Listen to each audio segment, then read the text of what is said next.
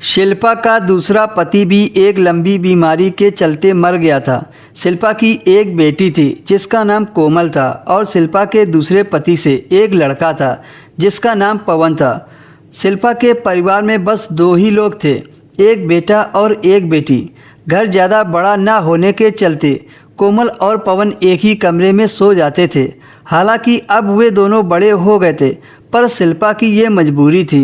पवन एक दिन रात को काम से देर से आया और आते ही कमरे में चला गया। उसी कमरे में कोमल पहले से ही सो रही थी। शिल्पा ने अपनी चारपाई किचन में डाल ली और सोने की कोशिश करने लगी।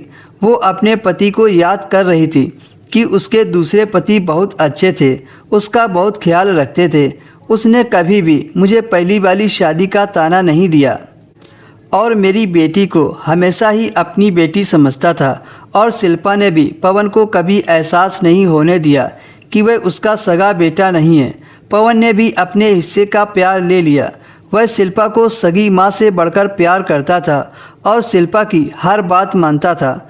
उस घर में वह अकेला मर्द था। वह शिल्पा का इकलौता सहारा था, वरना शिल्पा अपनी बेटी को लेकर कहाँ जाती। लेकिन सुबह कुछ ऐसा हुआ जिसे देखकर शिल्पा हैरान रह गई। कोमल बेहोश हो गई। उसकी शक्ल देखकर ऐसा लग रहा था कि जैसे किसी ने उसका सारा खून निकाल लिया हो। कोमल पूरी तरह से पीली पड़ गई थी। फिर शिल्पा ने डॉक्टर को बुलाया। डॉक्टर आया और डॉक्टर ने दवाई दी।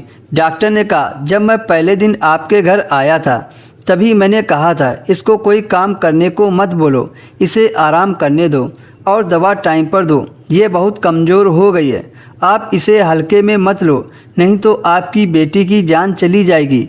क्योंकि इस तरह से बेहोश हो जाना और कई घंटों तक बेहोश रहना कोई मामूली बात नहीं है। डॉक्टर ने सख्ती से सारी बात शिल्पा को बताई। फिर कुछ देर बाद वह चले गए। फिर जब कोमल को होश आया तो शिल्पा ने उससे पूछा कि क्या हो गया था। कोमल ने कहा, पता नहीं, रात को हल्का सा दर्द उठा और जैसे ही मैं उठकर बैठी तभी अचानक से चक्कर आ गया।